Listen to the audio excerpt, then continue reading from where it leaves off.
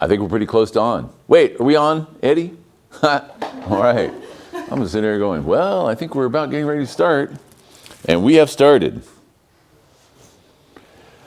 Today, what we're doing is getting into our final versions of your informational speech. Now, some of you are ready to go, and so that's essentially our goal today. And we did have a question there on last Wednesday about what do you do if you're nervous when you get up here? You're a little bit stressed out.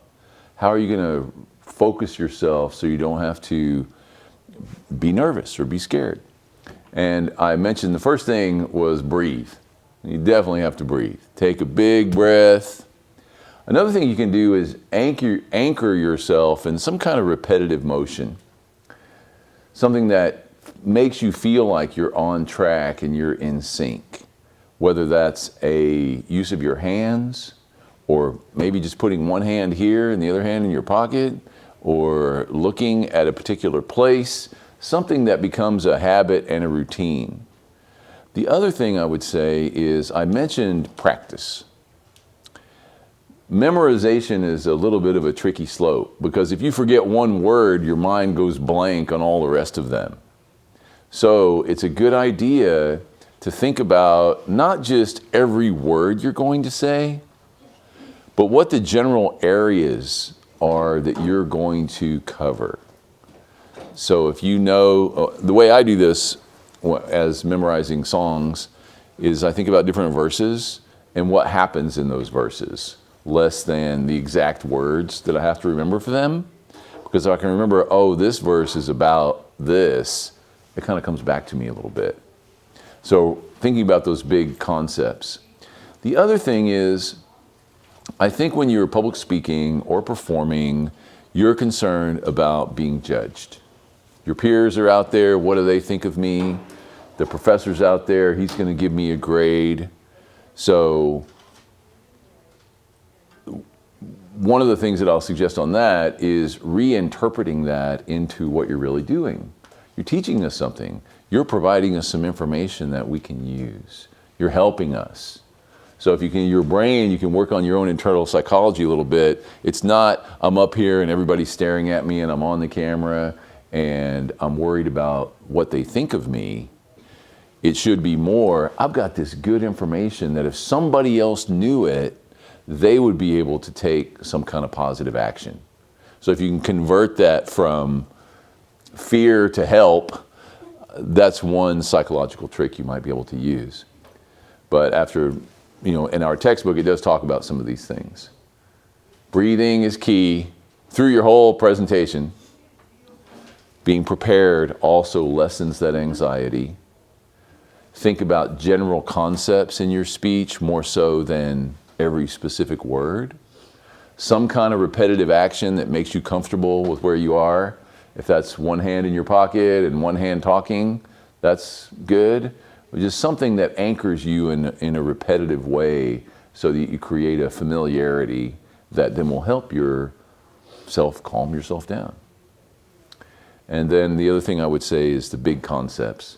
Like if you had to take your speech with no notes and pick the three most important things out of that, and then talk to us like you were talking to your friends or relatives at a family meal, could you do that? And just talk about those three big areas. So I think we were talking about beekeeping specifically on this one. Beekeeping is important to us because it pollinates, right? That's right. Pollinates. Thank you. Pollinates the plants that we need to eat. So they're really important. So maybe we can all chip in by planting more flowers and having more bees do their thing. Okay, so that's about as far as I'm going to go on that. I want to get back there and get things going. And Wyatt, I know you're ready. So we're going to bring you up here first. The other thing I'll say is we got a warning, or really a counseling session from our technical director, Eddie, back there, that all these microphones are hot in here. So when you're visiting with one another, if you do that in class, people at home can hear it. So keep your comments to yourself until it's time to ask questions, if you would. Okay? Wyatt, come on up here. Let's get started. See how far we can get today. Okay.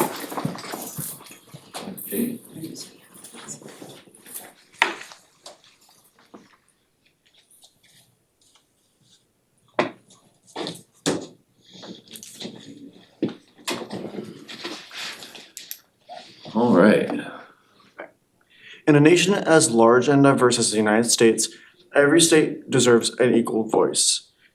This idea does not apply to our country, it applies to everyone, well, it applies to us here on campus. Today, I'm going to talk about the SGA Senate or the Student Government Senate here on campus. I'm a senator of Broadcasting Communications. I am also underneath the Student Complaints Department and Concerns. First, what is the Senate and why is it needed? The Senate is one of the two chambers of legislative Congress, which makes a branch of the United States government. It consists of 100 senators, and each state has two. So, for example, in Oklahoma, we have two, and they are currently doing elections for them. The purpose of the Senate is every state has an equal voice. It also processes, like the senators does vote and check some bills, and also it does impeachments if necessary. Point two, what is an SGA Senate?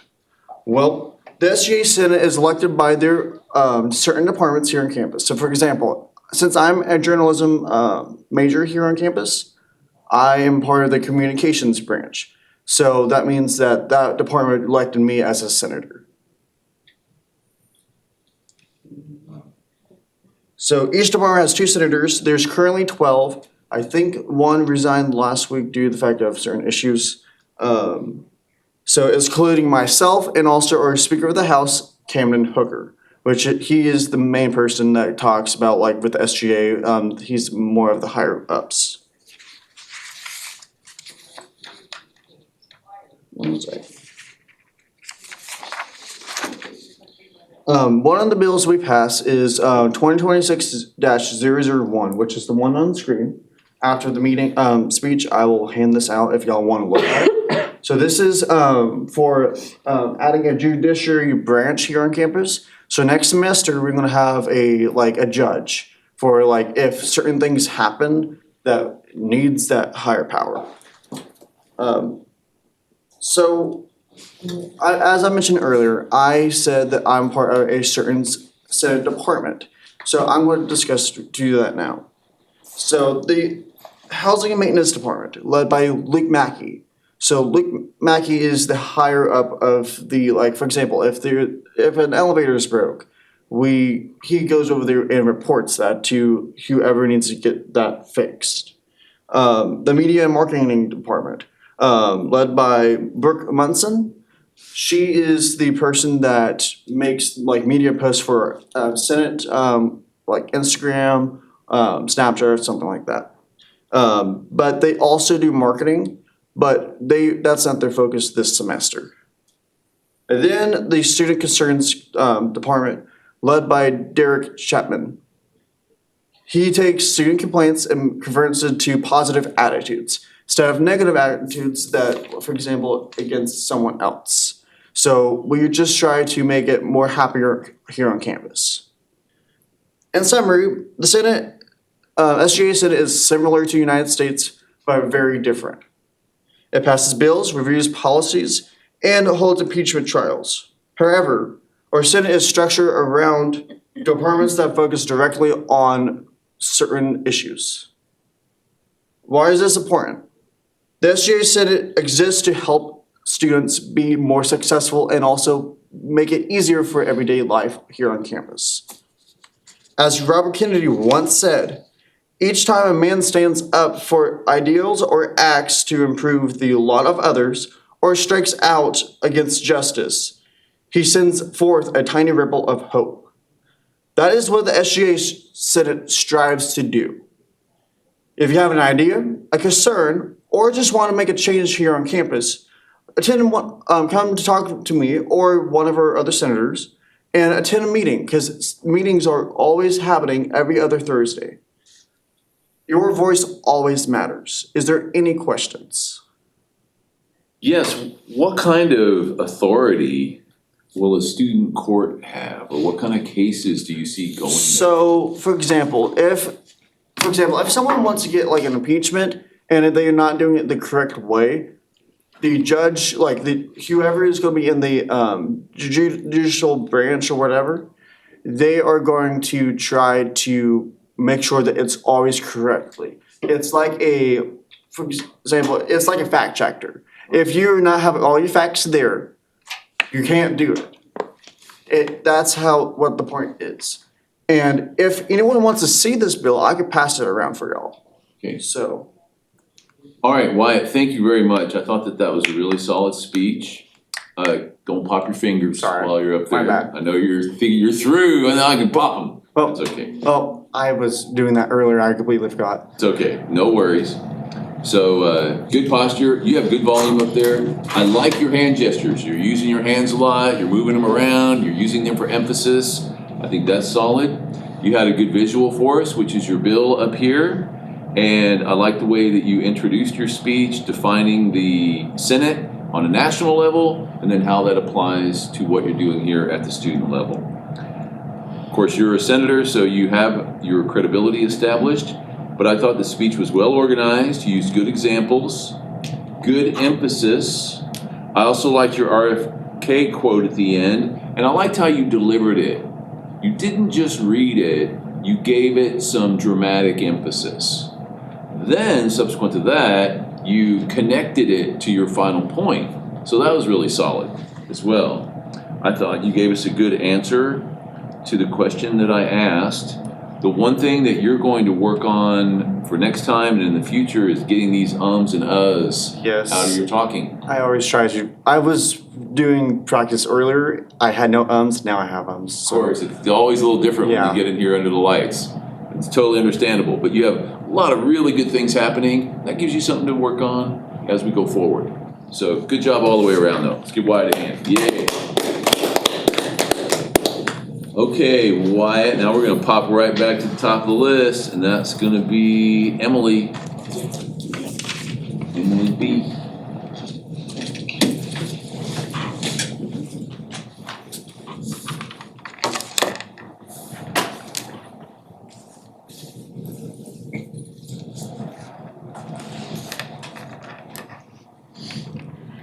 Did you know that just one handshake can contaminate up to 10 different surfaces?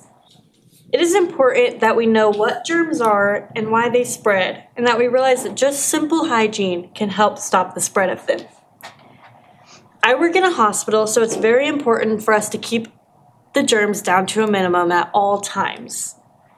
I'm going to tell you what germs are, how they spread, and how we can work together to stop them, or at least slow them down. First of all, germs are tiny microorganisms that live naked to the invisible eye, invisible to the naked eye. The only way we see these microorganisms is by putting them under a microscope. In perspective, thousands of bacteria can just live on the tip of this pin. The size of a germ is not what's most important, though. It's the rate at which they travel. They don't just transport on their own, but they're reliant upon each one of us to take them from place to place. So every time we touch a door handle, a handrail, or even our phones, we carry bacteria from one place to another.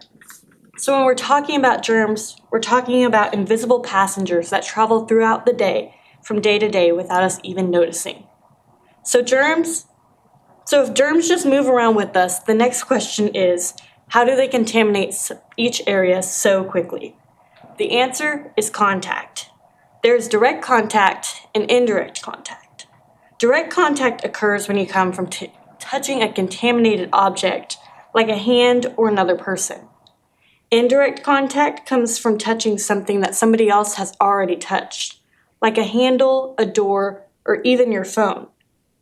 If I were to put my hands into a bowl of glitter and then touch something else without immediately washing my hands, they would immediately cover everything I've already touched in that glitter. Same goes with germs. they transfer just as easily and just as quickly from one person to another. During the COVID-19 outbreak, contact was a very important way that the virus traveled. But there was also airborne transportation. Respiratory droplets carried the virus through the air, which made masks most important. Masks are now a more common thing that we see, but in the hospital we use them from room to room to stop the spread of things like flu, COVID, and pneumonia. Those are the most important places that we use them. Understanding how these germs can spread can help each one of us stay protected. What makes germs spread so quickly isn't just that they move from hand to hand, but it's often how much we touch things without even thinking about it. In places like our classrooms, dorms, and our library, dozens of people touch the same surfaces every day without even realizing it. Many germs can survive for hours and even days on hard surfaces, which means anyone can pick up anything at any time from anybody. Because these germs are invisible, we don't just adjust our behavior.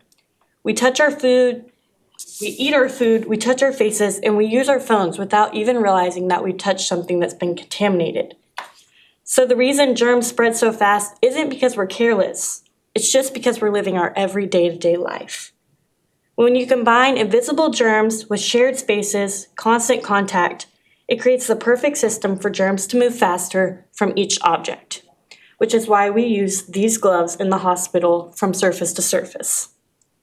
So today, we've seen that the germs don't only spread because the area looks dirty or unsafe, but it's simply because the germs are invisible and they live invisible to the naked eye. They move normal throughout everyday contact. From one hand to one surface in one moment is all it takes for a germ to spread and travel much further than what we expected, especially in our shared spaces. Understanding how these germs spread helps explain why simple actions like hand washing and cleaning are so important, not because of fear, but because of how quickly these germs spread. So the next time that you touch a phone, a desk, or a door handle, remember that what you touch still has germs on it, and they travel and spread very easily. Is there any questions? The question I wrote, you answered with your last statement, which was, what is a healthy approach to this subject so we don't overdo it or become germaphobes or so stressed out we can't operate in life? Have you run into anybody like that just is so much a germaphobe they won't do anything? Only a couple people, but whenever I first started studying the nursing thing and learning about all the germs, I started it in junior year of high school. And so I became a germaphobe for a while, and then I realized, I can't live like this, so I'm just more aware now. Okay, I think that's good. All right, Emily, very solid. I liked your visuals. I liked the gloves, but I also liked the way you used the pen. You talked about 1,000 bacteria living on the tip of the pen. I thought that was good. You have a very clear tone up there. I liked how you used your hands to count. That's a solid thing. You had a good opening quote that scared us all right off the bat, so that was good. You established your credibility because you work in a hospital. You set everything up well. I like the definitions of the different types of contact. I liked your historical reference to COVID because that was a time where society had to decide individually if they thought this was a fact or truth or a scam or whatever. And so everybody was kind of on their own for a little while there trying to determine what was happening. And it was a crazy time. I like your reference to it. And also this is very relevant to all of us. I thought you provided your closing statement really answered the question. No ums that I heard. I got one Oklahomaism for you. Now I'm trying not to be embarrassed about saying the word, but the word naked. We're gonna have a long A, naked. In Oklahoma and our regionalisms, we tend to do what you did, which is naked. Okay? Nekkid. So let's make that long A a real long A. Okay? And I think that's about it. Good job overall. Let's give Emily a hand. Good work. Jacob is up next. You're the other one. Boyd.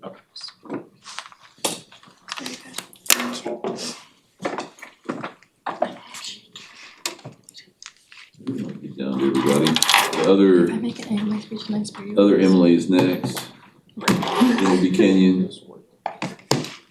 Then the other Jacob. We'll see if we get that far today.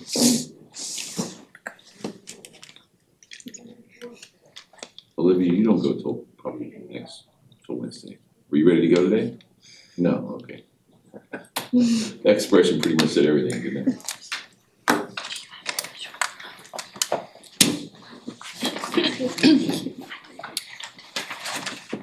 Ready?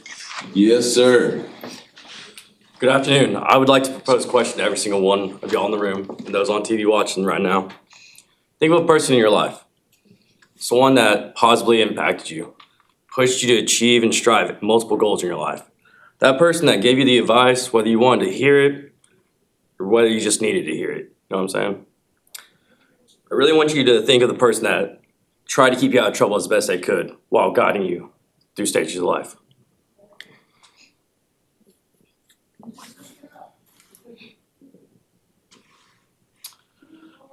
So the major thing of being a role model is that you need to watch how you act. Because according to Albert Bandura, who developed the social theory, states that kids, when they're growing up, the first thing they do, they watch, they listen, they do. They imitate. So based off how you're acting, if you instantly get angry, that child's gonna learn up to grow up, hey, this is how I need to respond to this, because you are directly impacting their development. So the examples you set early stages on for the youth is detrimental. You have to set the best positive examples for these kids. Next point that I want to bring up is that you need to help these kids set goals, set achievable goals. You know, not every kid can truly be an astronaut, but you should be pushing that kid to get that goal if he wants to do it. You have to give him the steps to get there in the first place.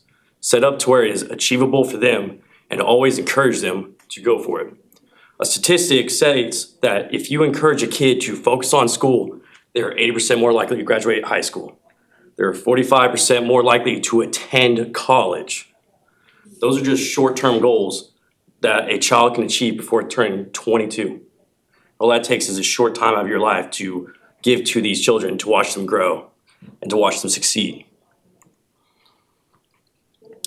So there's another way you can look at it as well. These kids look up to anyone, whether it be athletics, for instance, LeBron James, one of the most famous basketball players, whether you love him or hate him, has such a great impact on these kids that are growing up wanting to play sports. They want to be the next guy in the NBA. They watch him, they study his moves, they look at what he's saying after his post-game interviews. They're seeing, he says, hey, stay in the gym, keep working on your shot, get better, stay in school, stay out of trouble. That is exactly what a great role model should do. Set the standard for these kids so they know what to do, what to follow to succeed and be like him one day. I guarantee one of these kids that watched one of his videos is going to be the next LeBron James, whatever their name be, in 15, 20 years. Now, an interesting thing we also need to be careful of, because I'm sure everyone in here has a cell phone, right? Most kids have cell phones nowadays, which can draw into a negative impact. Because you can open up any app, whether it be Twitter, X now, Instagram, Facebook, anything. Whole world's open. You can have the negative impact of social media at a young age, of seeing people just going out, not doing the best things, not setting the best examples. But there's the other side, the flip of the coin, to where it is perfect. Like, how are these kids going to see LeBron James? They can watch him on YouTube, they can watch him on all these apps, but you need to ensure that you are still getting the positive example out there. And now you're looking at me saying, this guy is sitting here talking, and we don't know, how does he know about all this?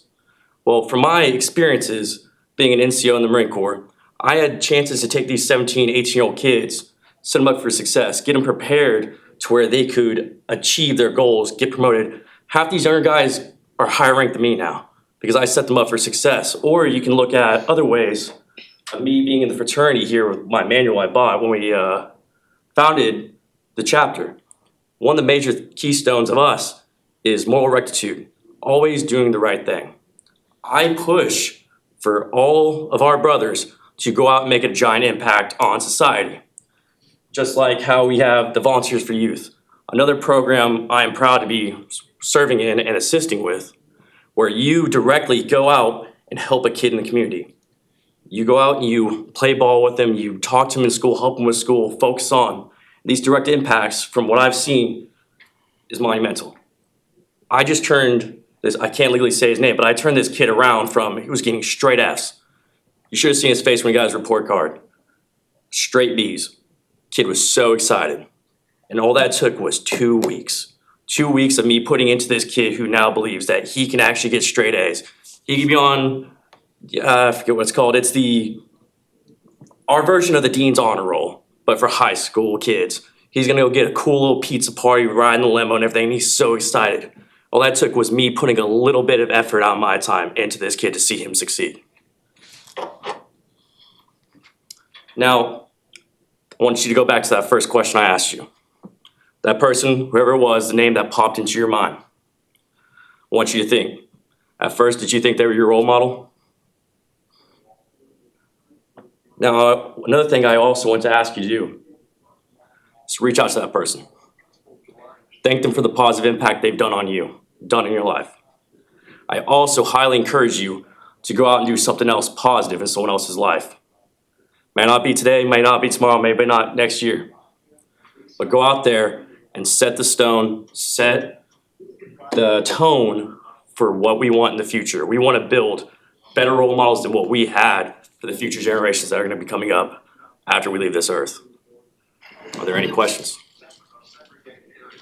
That Volunteers for Youth organization, how Yes, do sir. you find that or get in touch with that? Oh, I can give you the phone number and her email.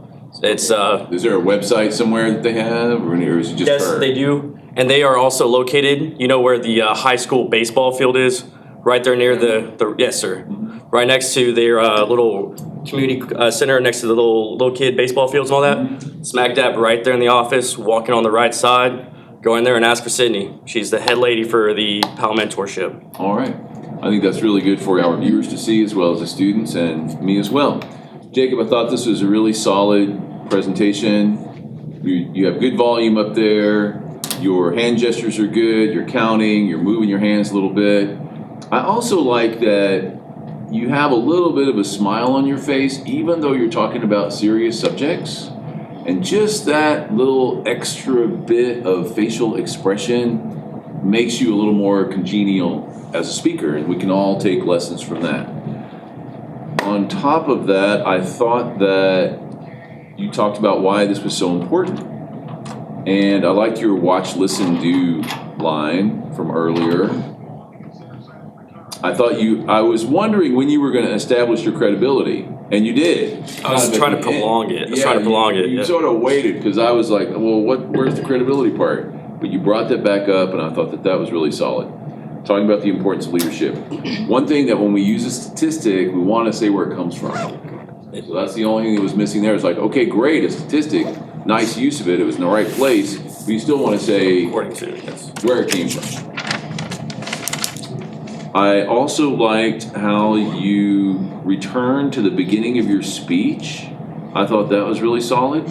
So it allowed us to use our own brains to go back to that person we were thinking of. I thought that was good. I also like your encouragement to contact people that have been impactful to you and let them know. And I think this is a really good point, because it's happened to me, where I've had students come and tell me whatever it was that we did has impacted them in a positive way. And as a teacher, that makes you feel like you're doing something beyond just going to your job and doing whatever it is. So I thought that was good. As far as a polish element, really the only thing, you didn't have any ums, but I was watching real closely, and you tended only to look left and look back at me. Look left and look back at me.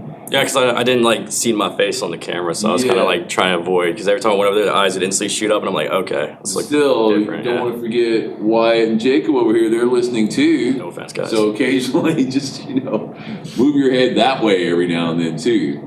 To make sure you're looking around the room, but that's just something you can work on for the next time. But overall, very good. Thought it was solid. Let's give him a hand. Thank you. Way to go. Good job. Okay, Emily C. Next.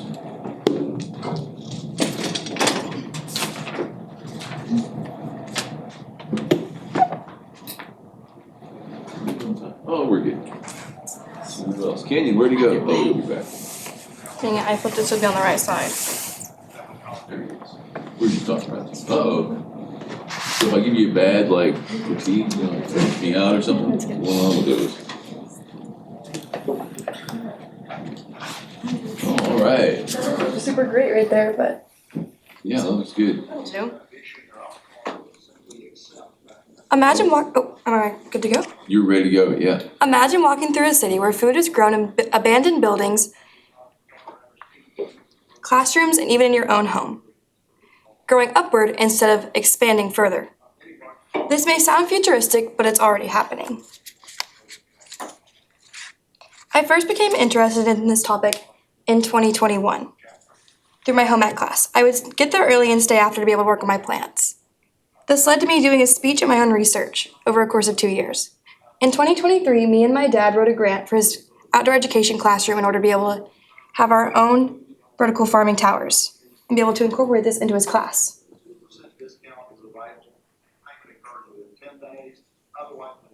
Oh, you really can't see that at all.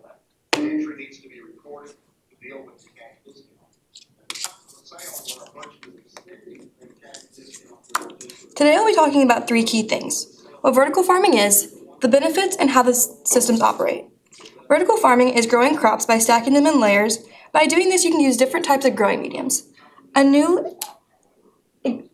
newly researched type of growing medium is using fish, a form of aquaponics using fish. So the fish stay down here, and this is your plants being grown, and your growing medium is still actually technically soil or rocks, very porous rocks that can hold water well and the plants can grow into. But how this works is the fish produce waste, which produces microbes and worms, and the microbes and worms can convert to a fertilizer and help fertilize the plants, and the plant's water is recirculating through. So we're using the fish waste that you can see. It goes out and into these pipes and is used as fertilizer, and then the water is reduced back.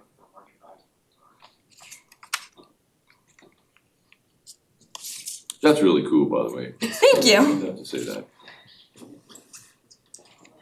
Now let's talk about the benefits. This improves food production and maximizes output and minimizes resources. Its largest benefit is that it uses 90% less water, like you can see with the fish. So for the fish, it's like no different than living in a pond, but they're getting better oxygen circulation, and the plants are not having to use any more water than what the fish are using. So the water is being double used. Instead of using 2 different sources of water, you get to use one, and both the fish and the plants are being benefited. Another benefit is that you can grow these crops year-round because it stays consistent through all the weather. This particular is grown in a greenhouse, but the greenhouse is very, very, it's built very tight and insulated so that it can keep in the cool, it can keep in the heat. And also, a lot of the vertical farming greenhouses are dark and use LED lights to mimic the sunlight so they can photosynthesize all day long. And the night periods are shorter so they can grow more. Vertical farming reduces the needs for pesticides, which produces cleaner foods. Finally, this uses much less land and allows for people to grow more food in less acreage. The relevance of this goes beyond just innovation. This is a potential solution for a very, very real problem. This isn't here to replace normal horizontal farming. It's here as a helpful solution to a very, very real problem. Through this speech, I hope to encourage all of you to be aware of how we're treating our earth because it's the only one we get. Thank you. Are there any questions? Did you and your dad build all these things? No, okay, so my old high school, we had one just like this, like almost identical to this, but ours unfortunately got taken down. We got a new greenhouse, so I had to use a picture from online. This one is a regular generic, just a picture. Me and my dad did build this one. You can't really see it. You can see it better on here. We did build this one. Okay. We have We started off with 4 towers and now we have 7 towers and we've grown over 25 different types of produce. Cool. All right, awesome. Anybody else have a question? I thought this was just really solid, very interesting, and I had never in my life heard of aquaponics. And so I was sitting here with my jaw dropped, looking at how that worked and thinking about how cool it was. So I thought this was really unique. You're doing well up there, good posture, good volume, using your hand gestures. Your visuals were good. On your attention getter, I'm gonna go back to Wyatt a little bit. And when he did his RFK quote at the end of his speech, he really gave it some emphasis. You just sped through yours 100 miles an hour.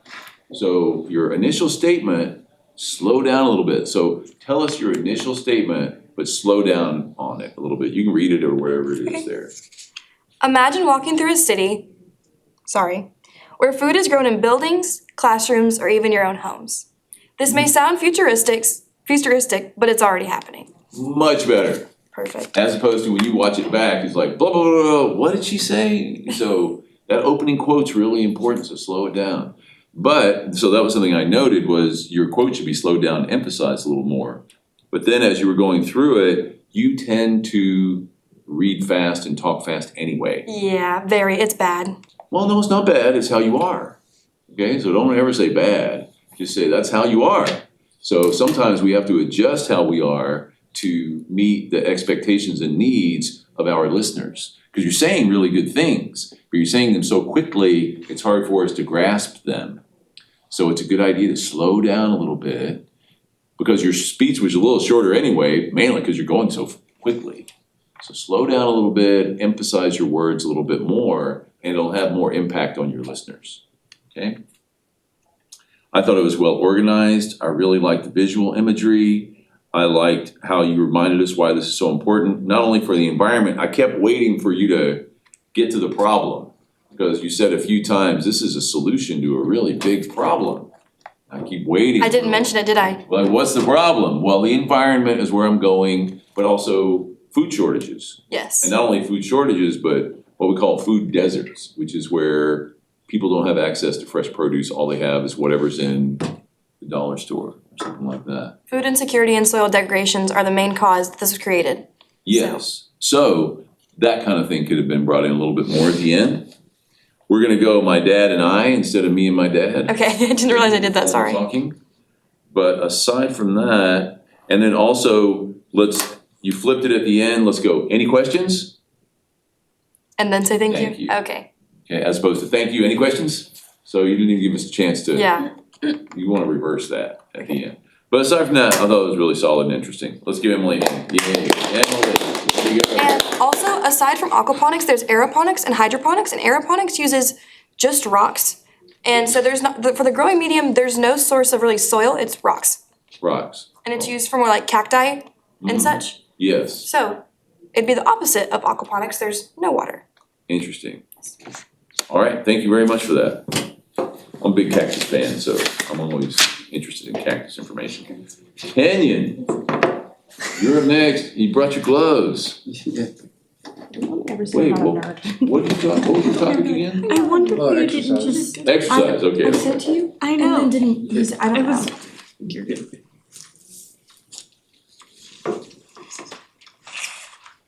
Okay, so Kenyon will probably be the last one, is what I'm gonna guess. She's still about that person.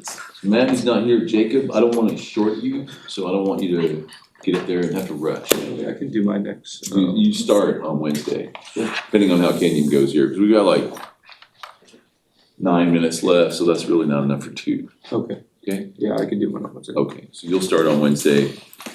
I'll go through everybody else's who's gonna go. Okay, you're on. Did you know that just 30 minutes of exercise can reduce stress, improve overall mood, and help prevent heart disease?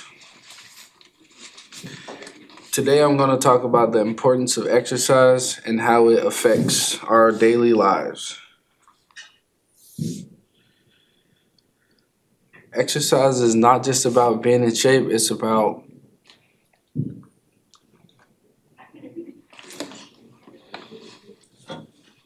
is about our physical and mental well-being. I chose this topic because it's something many people experience in their daily lives, and I researched how physical activity impacts the body and mind.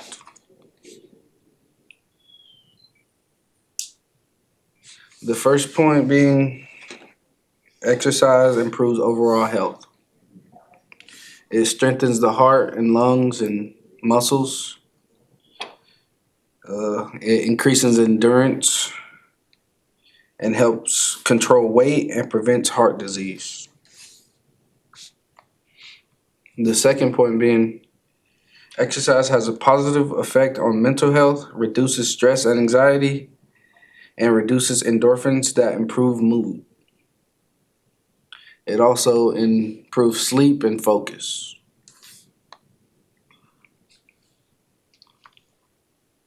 My third point is regular exercise improves daily physical performance and daily activities by increasing energy levels, improvement in balance and coordination,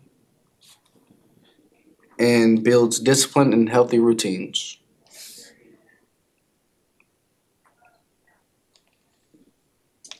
These benefits show that exercise affects just more than just appearance, but it also helps our daily lives. In conclusion, exercise is important because it improves physical health, mental well-being, and daily performance. Today I talked about the physical benefits of exercise, mental health benefits, and how exercise improves daily life, and how even a small amount of exercise for just 30 minutes can improve your overall health. Any questions? I have two questions. Well, first one, you didn't talk about your gloves up there. So let's put those guys on the screen and tell us what's the deal with these? Sometimes I go to the gym and put them on, and if you're frustrated, if you're a med major or anything, a class like chemistry, you probably just want to punch your bag really hard. All right. Good. Okay, I want to say, and all I was missing there, well, let me get to the end of that, because I wanted to make sure, at the end of a speech like that, you want to say something to encourage, you've told us all the benefits, but you want to address us directly and say, now y'all get out there and do something. Don't just go sit in your chairs when you get home. So you want that, in any speech that we do, we want to have that final encouragement that tells us what to do. Kind of like Jacob was saying, so be a role model or go volunteer at this organization and help some kids or something. So some kind of encouragement at the end. But I got to my polish before I worked on my praise there. Here's what I want to say. You're light years beyond where you were when you started 5 weeks ago. Light years. You're more comfortable up there. You're more affable. You're talking almost as much as you're reading. That's one thing you can work on, is talk a little bit more than reading. But the pauses in between your phrases are smaller. So you're making real progress up there. You could use your hands a little bit more, like move one every now and then, or wave at us or something. Not really wave, but you set up everything well. I liked your question at the beginning. Your credibility is, we're all impacted by this. That's where I was waiting for you to bring in your gloves and say, what I do is put my gloves on when I go to the gym and imagine my chemistry professor on the punching bag. I know it's really me up there, but I'm giving it to the chemistry professor today. I thought it was well organized. I liked your what we call discourse markers, which is my first point is, my second point is, my third point is, that was good. I liked how you organized all that. I liked your summary. I was looking for that encouragement at the end or call to action and get out there and do something. Only a couple of ums, that's a really big improvement. So I thought overall you did a really good job. You got a lot better. That's the whole point of why we're here anyway, is to get better. And Kenyon's a good representative of that. So let's give him a hand. Yay, thank you. Way to go. Okay, and let's see how we're doing on time. 4 minutes? Okay, I'm gonna go back here. And I'll kill the last 4. See what we need to talk about here today. Anything on anybody's mind that you want to speak about? To see this is complete pop culture, but the Gen Z skier with the multi-layered hair who won the 2 gold medals for skating, not skiing, skating. I just really thought her whole thing was really good. I really enjoyed it. It's nice to see some good things going on in the world. We were confronted every day by all this negative. It was just nice to see somebody positive like that has her own vision about things. She talked about, early in her skating career, she just felt like she wasn't really enjoying it, that she was a job and there was too much stress and pressure and people were telling her what to eat and what not to eat, and she just quit. And then after a year, came back and did it how she wanted to do it, pursued her dreams how she wanted to, and she just looked so happy out there while she's skating around. And I also thought her story was really interesting. If you're familiar with the Tiananmen Square protests in China some years ago, this is the famous image where one person was standing in front of a tank there. Well, her father was part of that protest, and so he left China as a political refugee, came to the Bay Area, and that's his background. So that's how she grew up with that as her dad. So I thought that was really positive. Anything else going on you want to approach talking about? Mexico yesterday. Can we talk about Mexico, let's bring that up. that? Can we talk about that? Sure. Yeah, so anything in particular, or you want me to summarize it real fast, or? Well, my mother called me and she's like, have you seen the news about Mexico?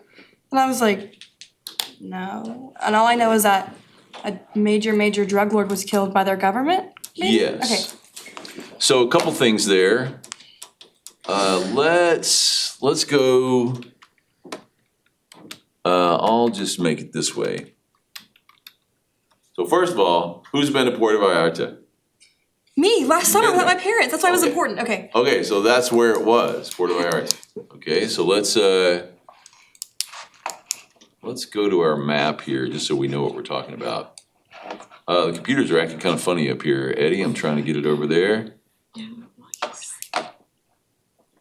Okay, go ahead and put that on our screen. Let's see if it keeps vanishing for us. I don't know what the problem is there.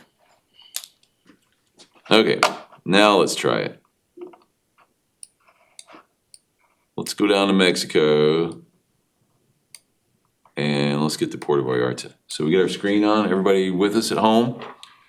Okay, so Puerto Vallarta, right here, right? The reason it's a port, it's a little indentation in Mexico, and it's well known as a beach type Mercado? place. And you see how far it is from Mexico City, which is way over here. All right, so there's Puerto Vallarta. So apparently, the word that we get is her name. Who knows who the president of Mexico is? Do you know her name? It's a female. No, I thought the old got thrown out. Claudia Sheinbaum is her name. I thought she had to flee though, after the protest and everything. No, She's no. still in power. We're about to go off the air here, so we'll bring up what happened was Claudia Sheinbaum issued military orders to kill a cartel leader, which they did.